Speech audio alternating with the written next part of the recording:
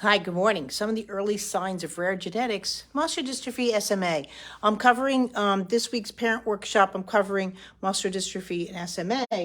But one of the things I want to talk to you about, so this is my presentation, one of my presentations from Oxford years back on perpetual motion in the human body, relationships to movement, acceleration, locomotion. But one of the things that I presented is within the myosin akin.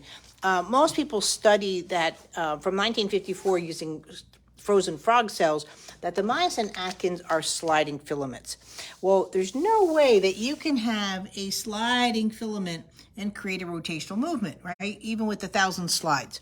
You need, and if you look at the structure of the myosin akin, right, they have, they're all twisted. And so what it really is when you have the ATP collection and the sarcomeres, which is your muscle cells, right, it goes like this and it creates that movement. So when I move out, really you see that movement of going in and out, but it's that rotational spin. This is where I play with my button toy all the time, that goes in and out. So you have your kinetic energy, perpetual motion, stabilization, and muscle contraction needed for the myosin akin moving in a rotational spine.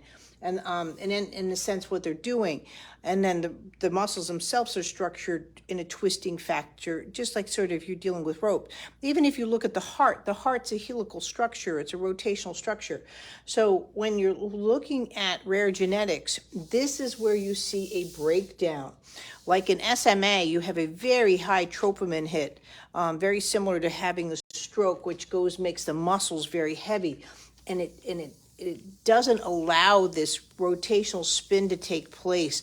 And that's where you feel that what you consider maybe is low tone, but it just can't get that spin going. And this is why movementlesson is so effective within rare genetics community and hypotonia, because you're manually, almost like a CPR, giving that rotational movement within the muscle structure, and that's what needs to happen. The opposite is true with cerebral palsy, where these are just so tight, in a sense, so strong, you can't get those spin to go out. And you've seen me do that again with the button toy.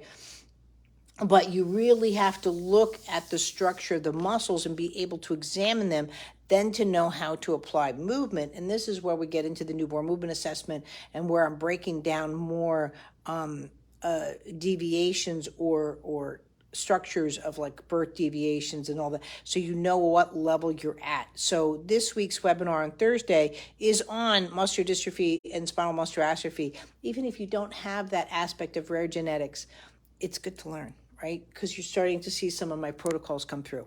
Thanks, guys. Good morning, Christina.